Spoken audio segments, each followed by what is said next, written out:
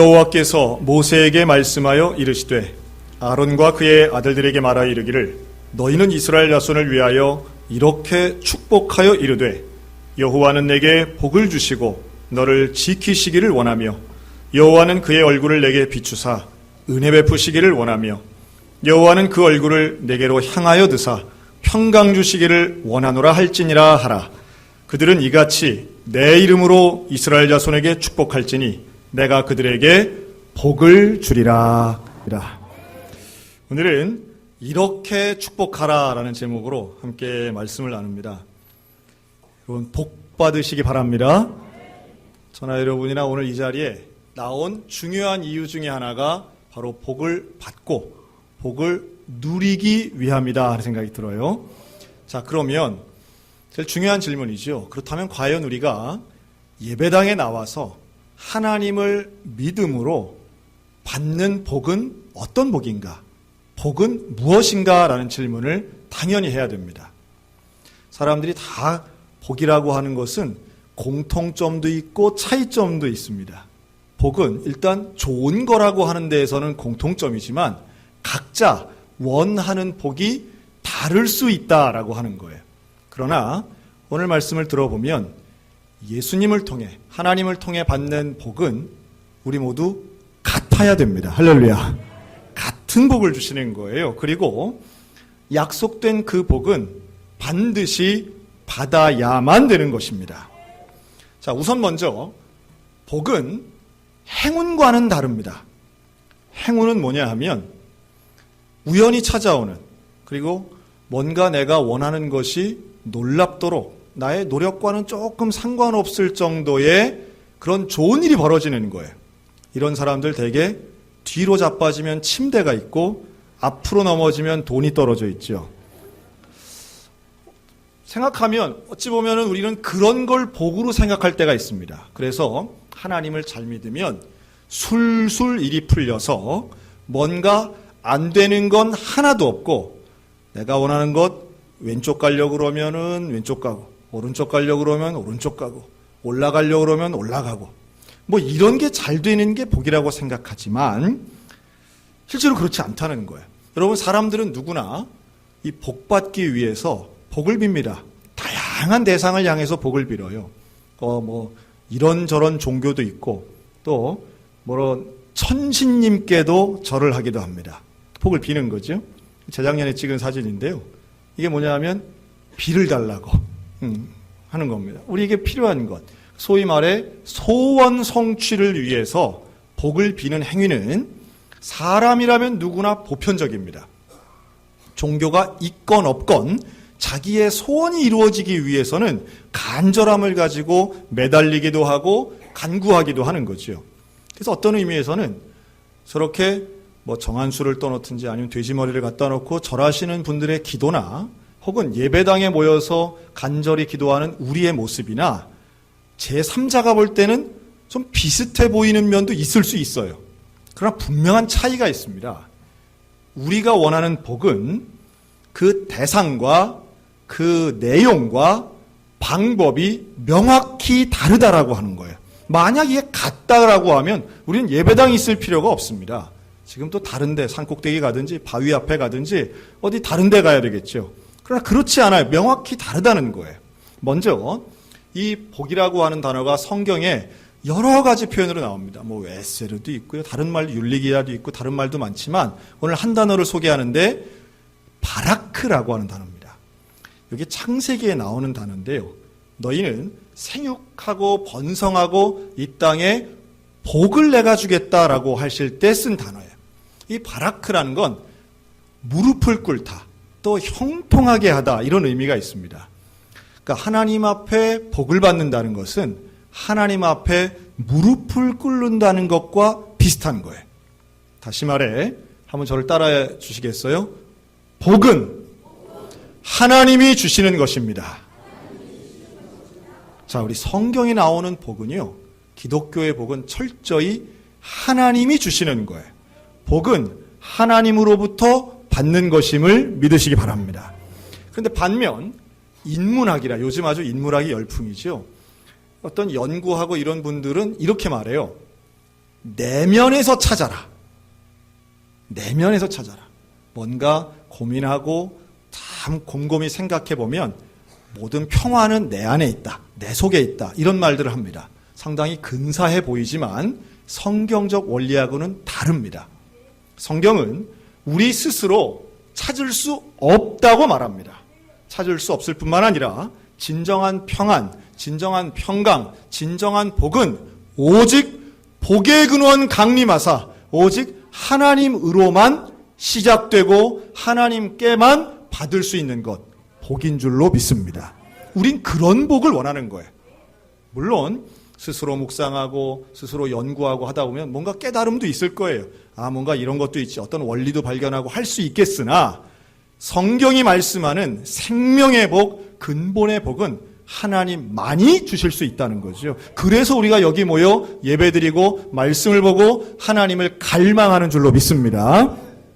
자, 그러면 복의 정의를 한번 내려보겠습니다. 성경이 말하는, 기독교가 말하는 복은 무엇인가 라고 하면 한마디로 이렇게 말할 수 있어요. 한번 따라 하실까요? 하나님이 함께 하시는 겁니다. 하나님이 함께 하시는 것이 복인 줄로 믿습니다. 하나님이 함께하는 거예요. 하나님이 나와 함께하는 게 복인 거예요. 하나님을 내 마음에 모시니까, 구원받으니까 그게 복인 거예요. 최고의 복이 영생이고 구원의 복은 하나님을 모시는 거예요. 하나님이 나와 함께하시는 거예요. 그래서 하나님과 함께하기 때문에 인생의 모든 영역에서 참된 형통함이 이루어지는 것, 이게 복입니다. 그래서 하나님과 함께하는 사람은 감옥에서도 복된 줄로 믿습니다. 병원에 있어도 복된 사람인 줄로 믿습니다. 아무리 가난한 오두막집에 있어도 하나님과 함께하면 그는 복된 사람인 거예요. 반대로 아무리 그가 궁궐에 있고 아무리 그가 건강하고 아무리 그가 많은 소유를 가지고 있어도 하나님과 함께하지 않으면 그는 복된 사람이 아니라는 게 성경적 복의 개념이에요. 그러니 우리는 이런 복, 하나님과 함께하는 복, 하나님 안에서의 복을 원하고 갈망하는 것입니다.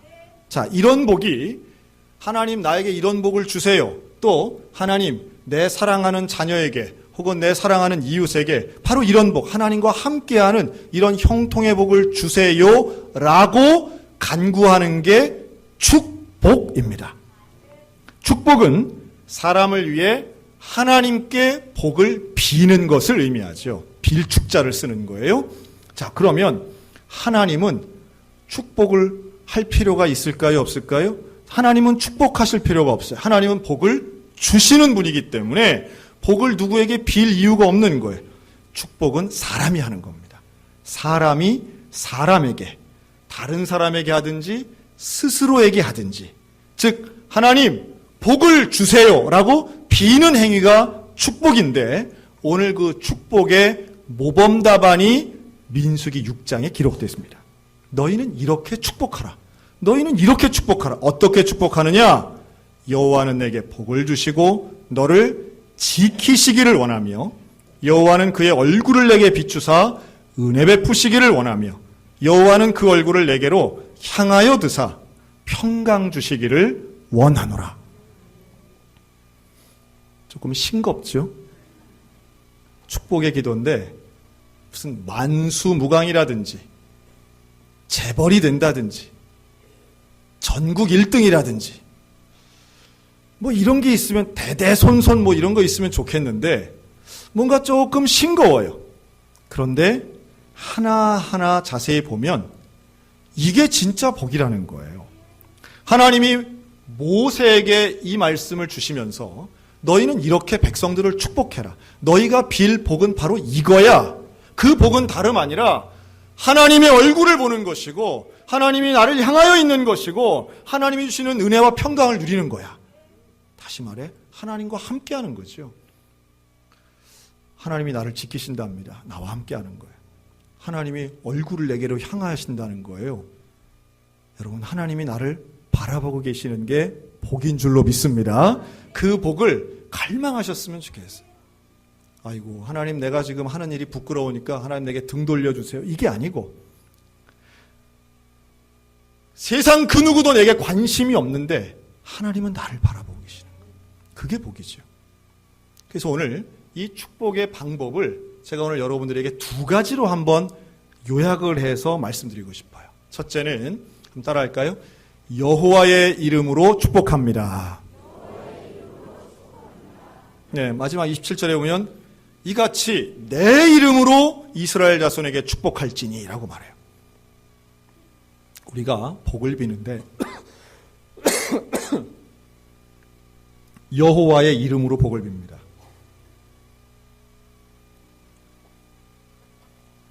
왜 그래요? 하나님은 나를 아시고 하나님은 나를 소중히 여기시고 하나님은 나에게 관심이 많으시기 때문이에요. 믿습니까?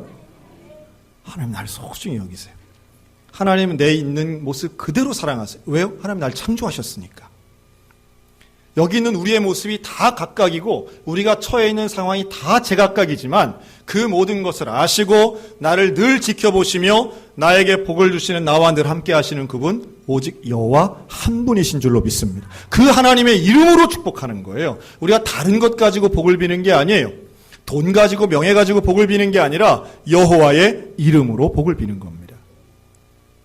지난주에 우리 교회는 10개의 형제 교회를 방문했습니다. 뭐 안 가신 분들도 있지만 갔다 오신 분들을 이렇게 사진으로 제가 소개합니다. 여기 어디예요? 평안교회. 우리가 지난 2년간 매주 한 구역씩 가서 예배드렸던 바로 그 평안교회입니다. 여기에 우리 지금 있는 분들 거의 대부분 우리 교인들인데 가서 함께 예배드렸어요. 뿐만 아니라 우리 청소년들은 상가에 있는 교회죠. 좋은 나무 교회에 가서 예배드렸습니다. 이 교회는 대개 청소년만 6명이 있는 교회였어요. 또 우리 여전도에선 새소망교회를 갔었습니다. 김지배 목사님과 함께 예배드렸습니다. 제가 치리 목사를 했던 세상을 비추는 교회에도 역시 방문을 해서 예배드렸습니다. 목사님이 기타를 치고 예수전도단에서 찬양 인도했던 실력을 발휘했던 봄내교회도 우리가 가서 정말 은혜 받고 돌아오셨다고 소감들을 적으셨어요. 또 시장 입구에 있는 상가에 있는 교회죠. 안디옥 교회에 우리 가서 예배를 드렸습니다. 이 5개 교회는 상가에 있는 교회였습니다. 지난 주일 저녁에 이 목사님들이 저한테 다 문자도 해주시고 전화도 해주셨어요. 그런데 그 중에 한 분이 이런 말씀을 해주시는 거예요. 목사님 정말 감사합니다. 우리 교회가 개척된 지 몇 년 됐는데 개척 예배 드린 이후 처음으로 의자에 다 사람들이 앉았습니다. 그 장면을 늘 꿈꾸고 그 장면을 늘 소원했는데 소양교회 성도가 와서 이 자리를 채워준 것 저한테 참 큰 격려가 됐습니다. 참 감사합니다.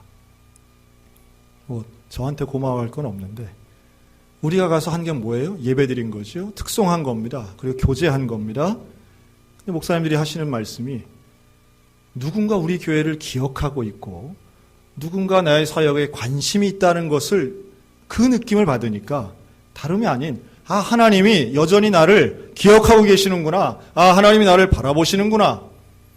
이름도 모르는 낯선 성도들이지만 그러나 여호와의 이름으로 여기에 와서 축복하는 그 순간 정말 큰 행복감을 맛봤습니다. 참 감사합니다.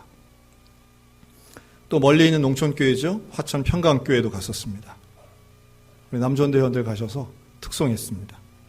또 가평에 있는 이화리교회도 우리 여전도 회원들 가셔서 함께 처음 가는 교회고요.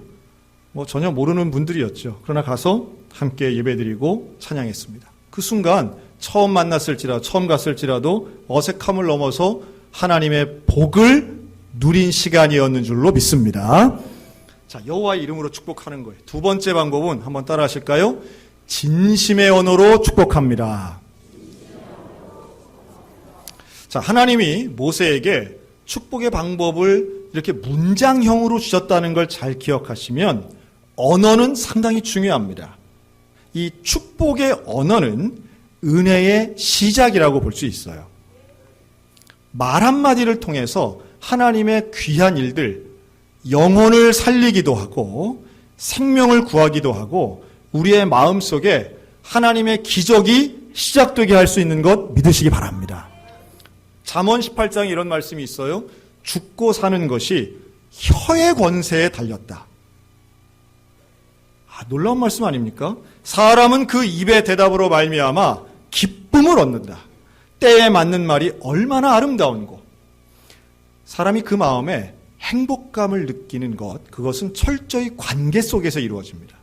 하나님과 나의 관계 속에서 복을 받는 것이고요. 사람과 사람의 관계 속에서 우리는 기쁨을 얻는데, 그 관계라고 하는 건 구체적으로 들어가면 대부분 언어라고 하는 거예요. 그래서 그 언어는 축복의 언어, 진심의 언어를 사용해야 됩니다. 사랑, 희망, 기쁨, 격려, 고백, 이런 언어들을 사용해야지 저주, 비난, 희롱, 미움, 이런 단어들을, 이런 언어들을 사용하면 결국 마음이 상하게 되고, 마음이 상하면 관계가 깨지게 되고, 관계가 깨지면 복을 누릴 수 없게 됩니다. 가정도 마찬가지예요. 가정이나 교회나 누구를 만나든지 그 언어 한마디, 특별히 그 순간에 필요한 가장 중요한 합당한 언어는 관계를 아름답게 재정립하고, 그 아름다운 관계는 우리의 삶을 더 풍요롭고 복되게 만든다는 거예요. 여러분, 복된 삶을 선택하시기 바랍니다. 복된 언어, 진심의 언어로 하나님이 주시는 복을 누리며 사시기를 주의 이름으로 축원합니다. 이렇게 지난주에 10개 교회를 갔는데, 저는 어느 교회를 갔느냐 하면 강원도 화천 27사단 79연대에 있는 군부대 교회를 갔습니다. 이 열린문 교회라는 교회예요. 이 교회는 군인 교회지만 영 내에 있지 않고 영 외에 있는 교회였어요. 그런데 영 외에 있는데 하도 구석에 있어가지고 그 다른 민간인들은 사실 여긴 갈래야 뭐 갈 이유가 없는 그런 곳입니다. 놀라운 건 대대병력들이 오는데 그 뭐 특별히 관리를 안 해도 그냥 자기들끼리 오더라고요. 그래서 저렇게 마음대로 나가도 됩니까? 그랬더니 여긴 갈 데가 없습니다.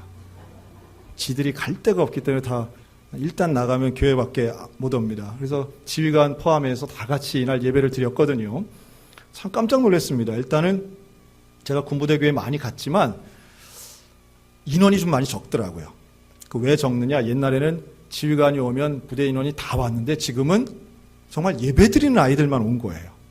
인원은 적은데 예배 분위기는 얼마나 진지한지 조는 사람이 하나도 없더라고요.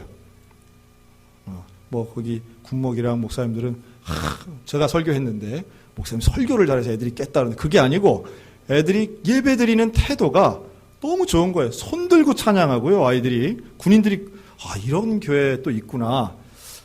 이름을 보니까 무슨 뭐 요한이도 있고 뭐 평안이도 있고 이름이 세상에 백향목이 다 있더라고요. 백향목. 이름이 벌써 이 기독교적인 이름들이 그냥 가득히 앉아 있더라고요. 조나단도 있고요. 그래서 이 아이들이 이렇게 예배를 드리는 좋은 교회인데 하나님의 은혜 가운데 정말 더 복 받았으면 좋겠다. 근데 제가 이 교회를 2번 놀랐어요. 하나는 여러분 이 교회가 그 세워지는 그 앞에 이제 머릿돌이 있는데요. 그 머릿돌에 이 교회를 건축할 때 도와준 헌금한 교회로 어느 교회 이름이 써 있다고요? 소양성결교회가 써 있는 거예요. 깜짝 놀랐습니다. 더 깜짝 놀란 거는 우리 교인들 중에 누구도 이 교회를 모른다는 거예요. 2번 얼마나 놀랐나 몰라요. 제가 다 물어보는데 이 교회 건축할 때 가신 분도 없고 누가 헌금했는지도 모르는데 거기엔 떡하니 소양성결교회가 써 있는 거예요. 그래서 다 고맙다고 저한테 인사를 하시죠. 그래서 1997년에 세워진 교회거든요. 그런데 제가 그랬습니다. 이게 진짜 사랑이다. 준 사람은 기억 못하고 받은 사람은 기억하니 이게 얼마나 위대한 것인가. 할렐루야. 그래서 이제 그랬어요. 그런데 또 하나 감사했던 것은 이 교회를 들어갔는데 교회 입구에 이런 플랜카드가 붙은 거예요. 이게 이제 군대식 플랜카드입니다. 이게 어떻게 만들었냐 하면 바로 이렇게 A4 용지로 만든 거예요. 출력을 해서 소양성결교회 환영합니다. 종이에다가 돈 안 들죠? 군대식이에요. 그래서 요걸 이제 끈으로 묶어가지고 기둥에 박으니까 바람이 흔들리면 그냥 휙 해서 뭔 말인지 모르겠고 바람이 안 불면 오는 거예요. 그래서 제가 보면서 참 감사하다. 저거 만드느라고 애썼겠다 생각 들면서 고맙잖아요. 군인들, 군종병들이 그렇게 모여가지고 환영 편말을 세웠으니까. 그러면서 제가 생각나는 사건이 하나 있어요. 지난 2월 달이었습니다. 제가 이제 신방을 가는데, 우리 새신자 신방을 간 거예요. 아파트에 신방 가려고 우리 권사님하고 전사님하고 같이 갔는데 엘리베이터 문이 딱 열리니까 그 엘리베이터 앞에 이렇게 서 있는 거예요. 자, 잘 안 보이시겠지만 지금 이 아이가 들고 있는 종이에 뭐라고 써 있냐면 목사님, 전도사님 환영합니다 이렇게 써 있는 거예요. 자, 얘가 누구냐 하면 얘는 지금 장학초등학교 4학년에 다니는 박승은이라는 어린입니다. 얘는 박병현 집사님의 둘째 딸이에요. 근데 이 승은이가 이렇게 서서 너무 감사한 거죠. 너무 놀래가지고 야, 밑에는 쓰레빠 신고요. 그래서 제가 고맙다 승은아. 야, 이렇게 환영해 주는 거. 저도 신방을 많이 가서 아이들을 일렬로 세워놓고 현관에서 인사시키는 경우들은 종종 있었는데 이렇게 애 혼자 나와가지고 지가 쓴 환영 카드를 들고 있는 건 처음이었거든요. 그런데 얘랑 고맙다 하고서는 바로 전사님 보고 빨리 요 사진 찍으라고. 그래서 딱 요 현장이에요. 현장 딱 사진 찍고 집으로 들어가는데 더 놀라운 건 부모님이 전혀 몰랐어요. 그러니까 얘가 부모님이 시켜서 한 게 아니에요. 자기가 한 거예요. 너무 놀랍지 않습니까? 자, 다음에는 제가 팁을 드렸으니까 올 가을 대신방 기대해 보겠습니다. 근데 너무 재밌잖아요. 이 4학년 어린이가 오늘 아마도 이 설교가 앞으로 우리 승은이 10년 후에 올무가 될지도 모른다는 생각이 들어요. 그런데 그 마음이 정말 적절한 때에 제가 그 승은이한테 그랬어요. 야, 네 환영 그 푯말이 목사님한테 참 큰 격려와 참 위로가 되는 것 같다. 어떤 면에서는 모세의 축복의 기도가 성도들에게, 백성들에게 필요하고요. 또 담임 목사의 축복의 기도가 성도들에게 필요하지만 어린아이 한 명의 축복의 표현이 가정을 살리고 교회를 살리고 어른의 마음을 복되게 한다는 생각이 들어요. 우리가 상호 간에 진심의 언어를 주고받는 것은 얼마나 복된 일인지 모릅니다. 가장 비참한 것은 누구도 복된 언어, 진심의 언어를 사용하지 않을 때가 제일 비참하고요. 또 제일 안타까운 거 있죠. 한쪽만 일방적으로 진심의 언어를 보내는 거예요. 부모는 자식을 사랑한다, 축복한다, 백날 이야기하는데 자식은 듣지 않는 가정들도 제법 있습니다. 물론 반대의 경우도 있죠. 참 어떻게 할 수 없는 상황들이 있는 거죠. 상호 간에, 우리 서로 간에 하나님의 이름으로 진심의 언어로 축복하는 교회가 되었으면 좋겠습니다. 하나님 우리에게 주신 너무도 놀라운 기회고 복인 거예요. 이런 합당한 언어 또한 이런 축복의 기회는 영원히 주어지지는 않습니다. 곁에 있을 때, 살아 있을 때, 함께 있을 때 축복하는 은혜가 있으시기를 축원합니다. 축복은 사람이 하는 겁니다. 하나님은 복을 주고 싶어 하세요. 하나님은 함께하고 싶어 하세요. 하나님은 얼굴을 향하여 그 얼굴빛을 비추고 싶어 하세요. 우리가 간절히 원해야 됩니다. 또 우리가 그 하나님 앞에 순종하고 받아들여야 됩니다. 우리 그런 복받는 가정 되시기를 축원합니다. 우리 오늘 그런 축복의 역사가 오늘 우리 소양교회 가운데 넘쳤으면 좋겠습니다. 오늘 아마 자리에 앉았는데 앞에 뭐가 있어요? 빨간색 종이 하나씩 있죠? 네. 요즘 뭔가 싶을 거예요. 아직 연습 한 번 안 했습니다. 오늘은 우리 소양 블레싱을 하는 날입니다. 우리가 이미 지난 2016년부터 매년 했어요. 그래서 어느 정도 아실 거예요. 오늘은 제가 승은이한테 배운 거예요. 오늘은 이 소양 블레싱을 할 때에 아이들에게 이 하트를 보여주겠습니다. 하트를 보여주고요. 계단형으로 앉아있는 우리 성가대원들은 카드 섹션을 하려고 합니다. 네, 하려고 하니까 그냥 눈치껏 하시면 되겠습니다. 아이들에게 우리가 사랑한다는 것, 우리가 너희를 축복하는 마음을 가지고 간절하다는 것을 보여주는 좋은 기회가 되었으면 좋겠습니다. 사랑하는 성도 여러분, 우리의 마음이 여호와의 이름으로 진심의 언어를 가지고 하나님이 원하시는 그 놀라운 복, 하나님 우리에게 주시려고 하는 그 복, 하나님과 함께하는 형통의 복을 간절히 원하고 온전히 누리며 세상 가운데 전하는 우리 모두가 다 되시기를 주님의 이름으로 축원합니다.